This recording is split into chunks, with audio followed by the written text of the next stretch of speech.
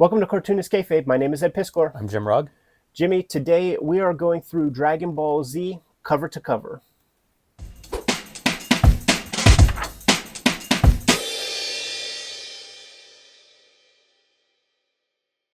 Cartoonist Kayfabe is partially brought to you by the Patreon, and the King Kayfabers on the Patreon have access to all of our videos before anybody else.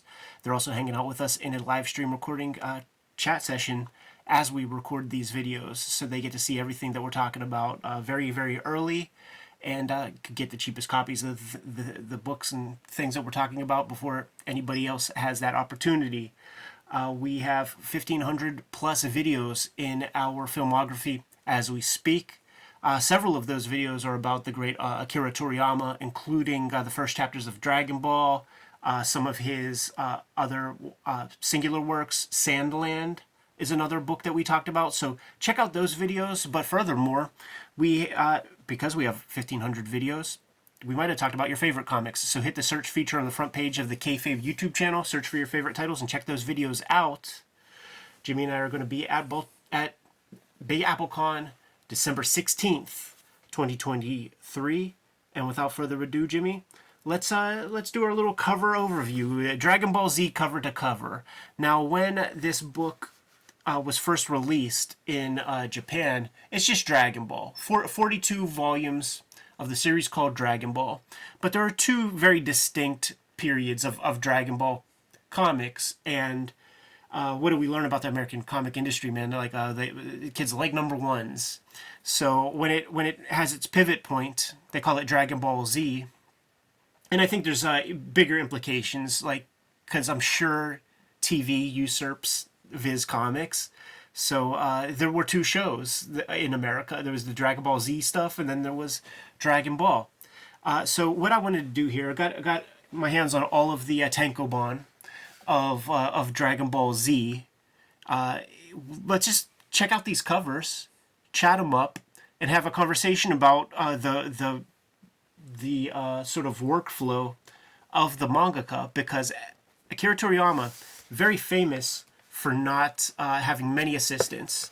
He had 2 or 3 assistants, and every 2 months or so, 2.5 months, a new tankobon is coming out, but the series doesn't stop. The 17 pages that show up in Shonen Jump never go away.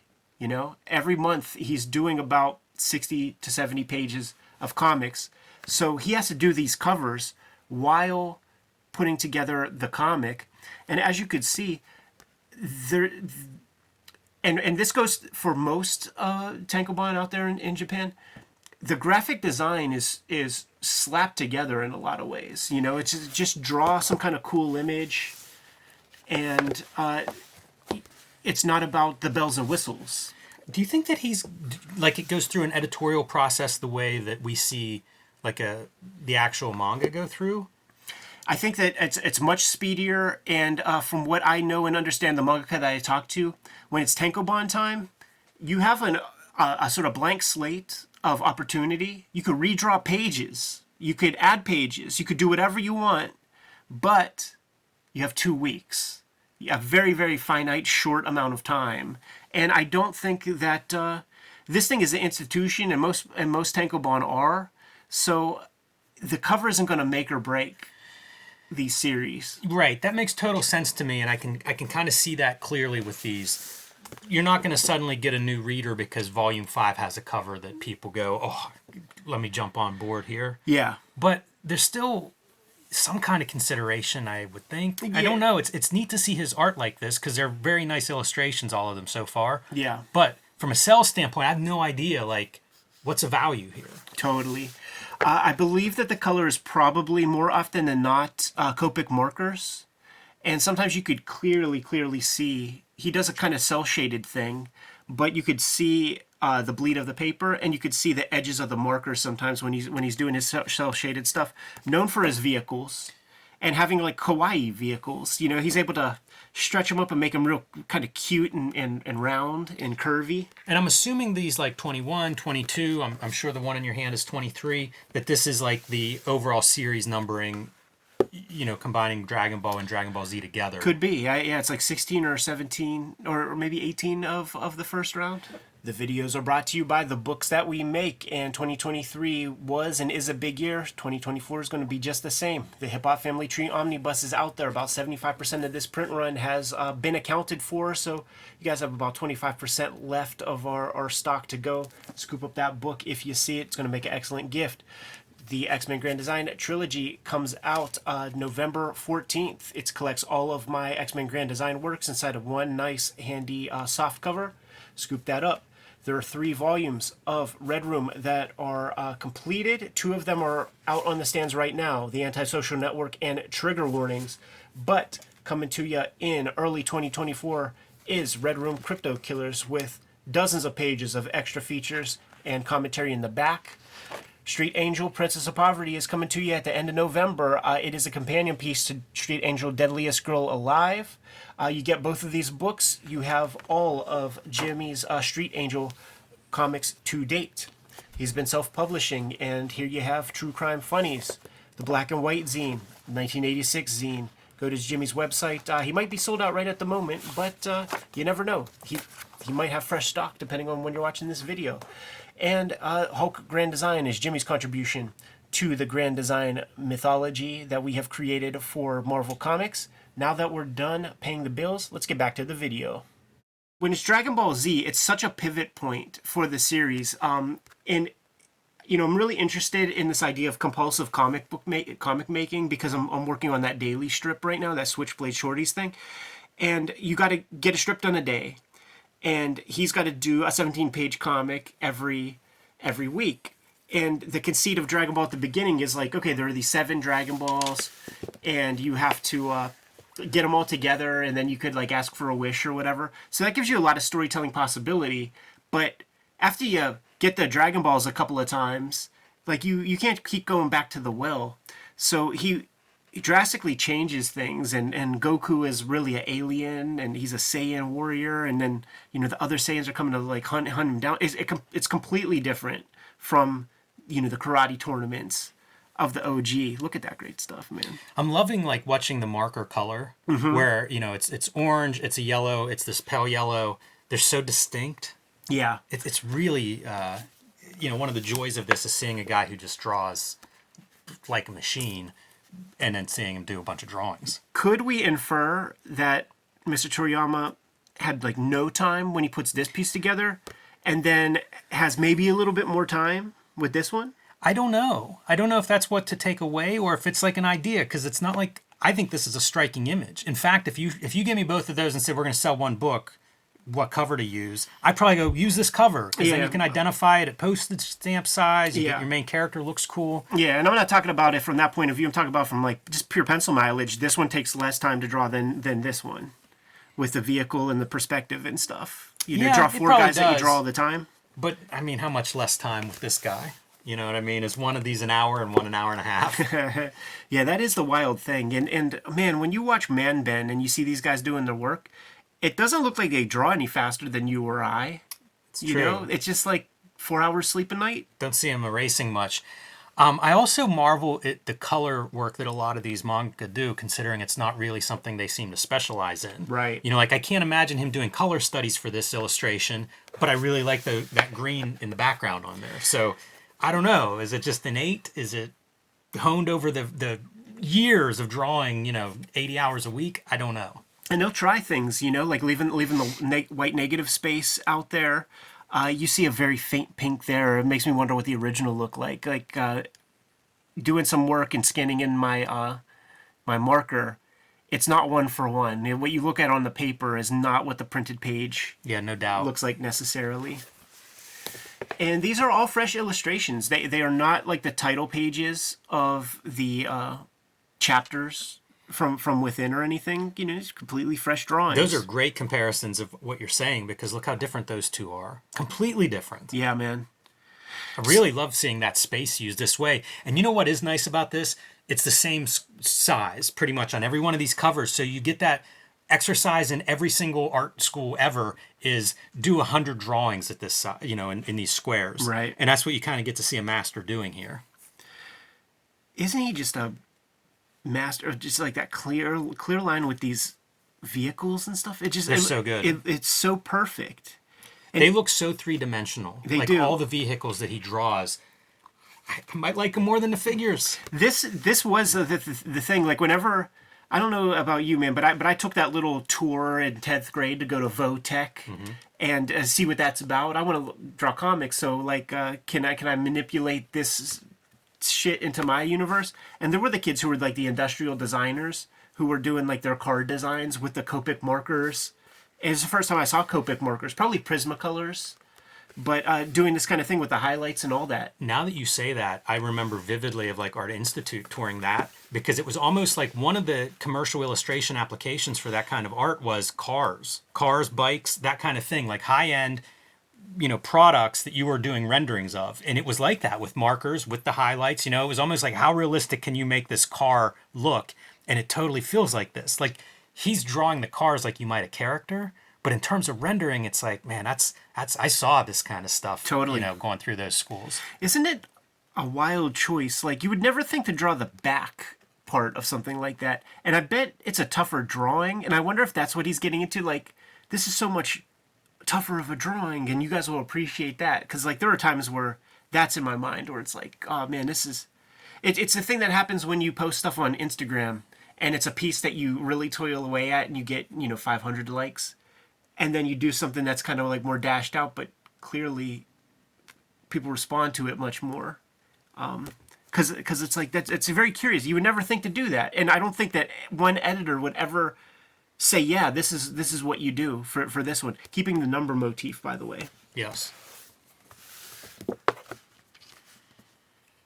And again, a complete different approach to this cover than this one. Right.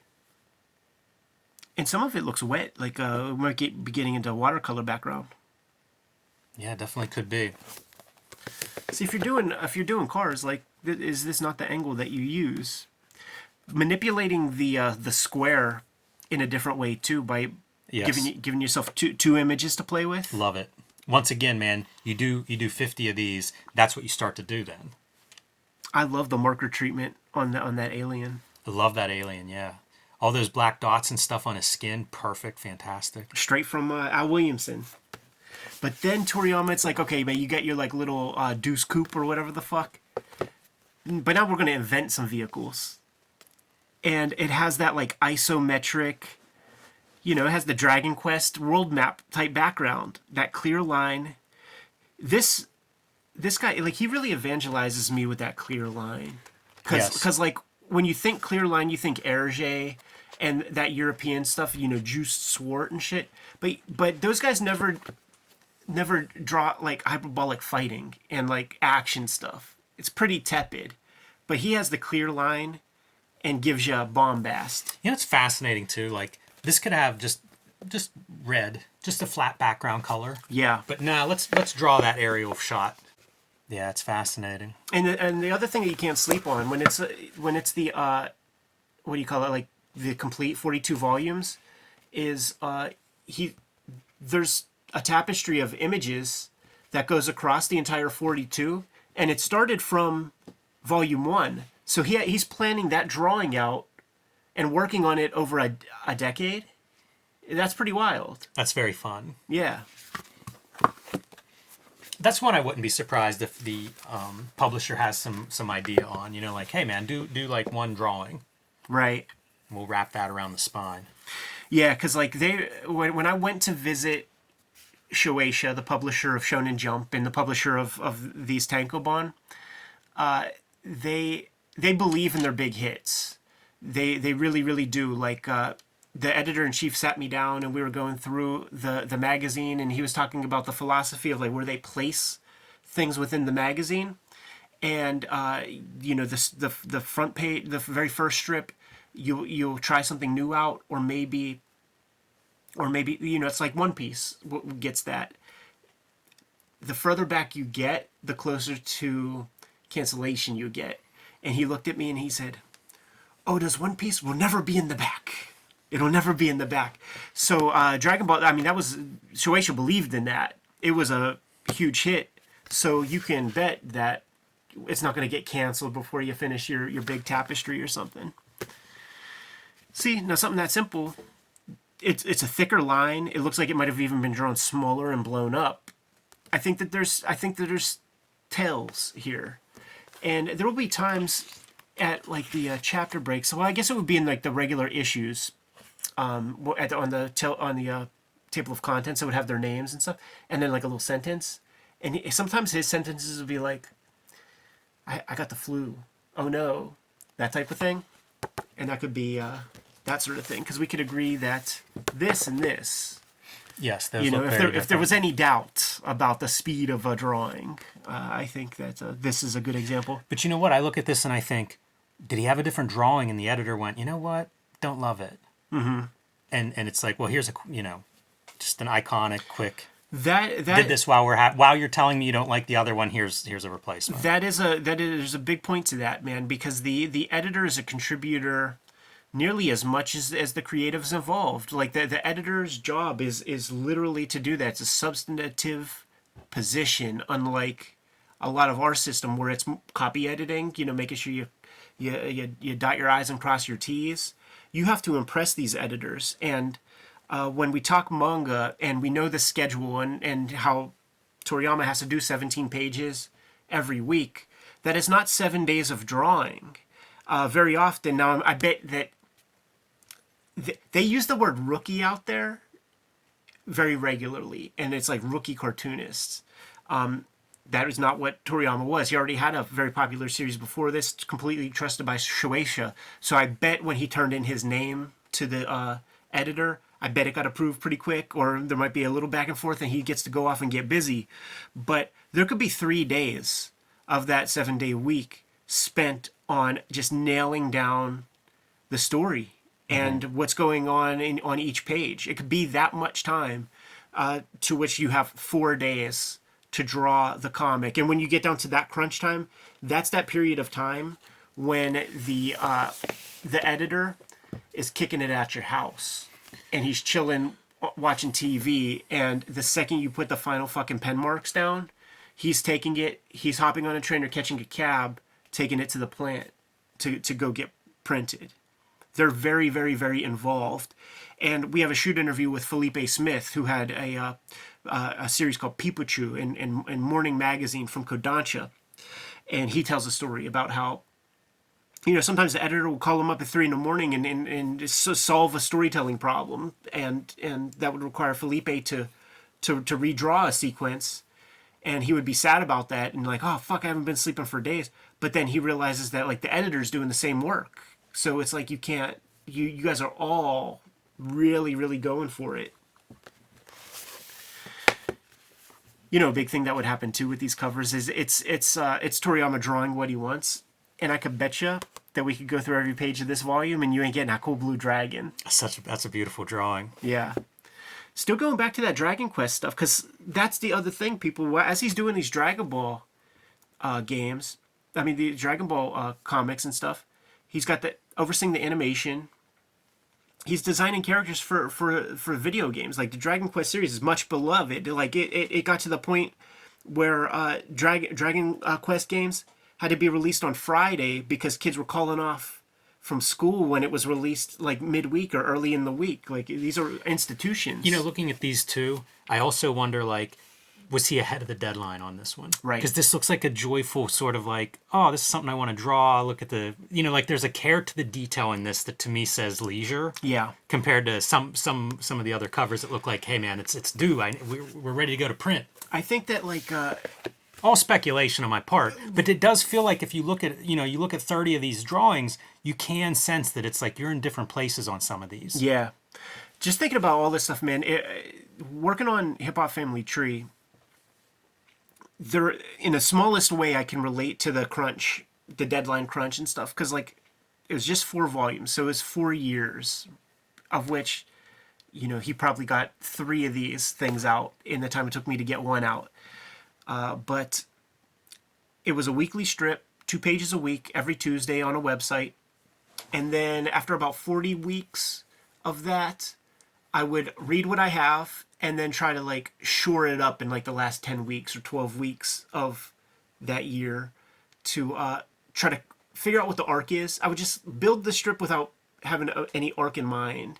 But I would read 40 weeks worth, 80 pages, I could see like, okay, this is this era.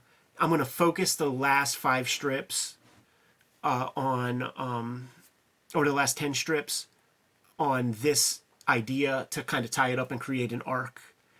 And then the strips would take me 7 days a week. I was always down to crunch time, turning my shit in on Monday night because it was never planned. It just happened that like, oh fuck, this is super viral.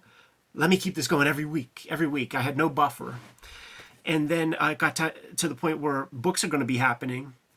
And there's a lot of extra drawing. I'm hand lettering the indexes and indicias and drawing covers and back matter and doing all kinds of extra stuff. The strip takes me 7 days a week.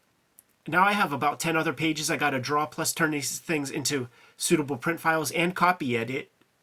Where do I fit that time in? And it literally was you sleep less. You just sleep less for 4.5 years. That's a fun breakup of our Squarespace. And it feels real sensible, right? Like play the hits. Like you're winding things down. It's a much thicker volume than all the other volumes that we looked at. So I think it's getting to be, it's getting to be time. They could see the light at the end of the tunnel. So play the hits. Get all the big guys in there on one cover. And then this is our finale, the volume number 42. It's pretty cool too, the variety of personality in these characters for being like, because again, if you said draw 9 characters, each in these little squares, it'd be very easy to just be like straight on. Right. But there's so much like low shots, side shots, looking down, attitude, personality expressed in these characters that are really only part of a head. Right. And it's so good. It's like smug arrogance. To me, that's like strong confidence that he's going to fuck you up. Like he knows he's going to fuck you up. This guy trying not to look too nervous, but he's going to be a problem, but not sure if he could beat up who he's going to beat up. I don't know about that face, man. A little stoic. Yeah, stoic's the right word. Hamburger. John Holmes. Maybe a little too confident. Yeah, like ready to, do his day's work. This is a Chihuahua syndrome. It has a bark bigger than his bite. Napoleon complex. Exactly. This guy's pre-climax, about to bust that load. And then he's like, what they say about the Jizza and that Wu-Tang album, man. Like, he's watching you play yourself so that he can call you on it. I see so much Hewlett in this stuff, and I wonder if it's just coincidence or if it is a situation of these guys looking at each other. Yeah, that's a good point. I don't know that they looked at each other, but I think they looked at the same stuff. Mm-hmm. And I think a lot of it is animation, like cartoon stuff. Yeah, I think so too. I think that the similarities are also bolstered by the marker usage. Absolutely. But the how much they communicate in their gestures and expressions. Yeah. When we do these videos, like it's always to me like, what can I apply? Yeah. And that's one of those things that I feel like everybody watching at home, regardless of your level, if you're trying to make drawings of characters, that's something you can take. Mm-hmm. Make those characters all say something every drawing. And I just can't stop talking about the clear line aspect. He knows the volume of the forms, and the drapery works. Everything feels built really well on the cylinders, and just a master artist. He's a guy that comes up in conversation when I talk with Jeff Darrow fairly often. Jeff puts him up on the Mount Rushmore, up there with Mobius and Otomo and Kirby and like that, and I do too. And the Dragon Ball comics are the most popular as an exercise in compulsive comic making and just getting one piece done after the other. It is a heck of a ride. We started out this year, I believe. When I came back from Tokyo the last time, I got the Art of Wall exhibit book with the big Otomo interview that we unpacked. And Otomo was talking about how like these kind of comics, it's not a story. There's a formula to it. And that's where I got that idea of like compulsive comic making, because this is an option. This is an option. You could do this and make very, very cool comics. And it's an option that I'm very interested in exploring at this point in my life right now. It is not, a finite, set of books to tell a complete middle and, beginning, middle, and end with definite trajectories and stuff, that would be Akira. That's an option also. And as enterprising comic makers, like young comic makers, people who are going to school, you hang on the expertise of your instructor so much that you just can feel like they're right, but then it's contradictory to like maybe your next instructor at some other class, and it can make you spin in circles and get very kind of confused. At the end of the day, there's no correct answer. One is not more beneficial or sound than the other. It's kind of like pick something and bust your fucking ass, and with some luck and with some eyeballs, you might have a hit on your hands. But there's no one way to do things, and Toriyama, just as valid a creator as Katsuhiro Otomo, and people dismiss Dragon Ball. It really got played out, when we were like in the 90s and stuff. If Julio's Day is the comic that I have given out the most, Dragon Ball comics are the second, because like all my buds growing up who would have like the silk fucking shirts with the wraparound images, their Kennywood outfits, I would hook them up with these Dragon Ball comics. Like, yeah, that anime is kind of whack, dude. Like, why don't you read one of these? Good to go, Jim? I am. Kayfabers, like, follow, subscribe to the YouTube channel, hit the bell so that we can let you know what new videos are available. We are a daily YouTube channel with more than 1,500 videos in our filmography, and there's a good chance we talked about some of your favorite comics. I encourage you to hit the magnifying glass on the front page of the Kayfabe YouTube channel, search for your favorite titles, and check out those episodes. If, by chance, we did not talk about your favorite comics on the channel yet, you have to let us know. Do so in the comments. Let us know what those comics are, and we will push those comics a little bit higher on our to-read pile. Jimmy and I are going to be at Big Apple Comic-Con come December 16th. It's been years since we've been to the Big Apple, and we look forward to seeing you guys, so please come through and bring your comics that we have yet to sign. We have a Patreon, and on the Cartoonist Kayfabe Patreon, the King Kayfabers get all the videos before anybody else, and when the internet cooperates, they are hanging out with us in a live stream recording session as we make these episodes. Mitigates the kayfabe effect. Ultimately, the videos are brought to you by the books that we make, and before you is a pretty good sample of our bibliography, but we'll get into the nitty-gritty. Jimmy, let the people know what you got coming out soon. My next release is Street Angel, Princess of Poverty from Image Comics. This will be out in late November, in time for their holiday gift for the action comic, superhero comic lover in your life. And Street Angel, Princess of Poverty collects all the Street Angel comics that are not in Street Angel, Deadliest Girl Alive, also available from Image. And get both books. It'll complete your collection. I've been self-publishing lately. True Crime Funnies #1 is available on jimrugg.com, along with BW and 1986 zine. And if they are sold out there, you can still read them on patreon.com/jimrugg. And my contribution to the Grand Design history is the Hulk, which is available in limited quantities because it is sold out at the distribution level. So if you haven't added Hulk Grand Design to your collection yet, you need to pick that up next time you hit the comic shop.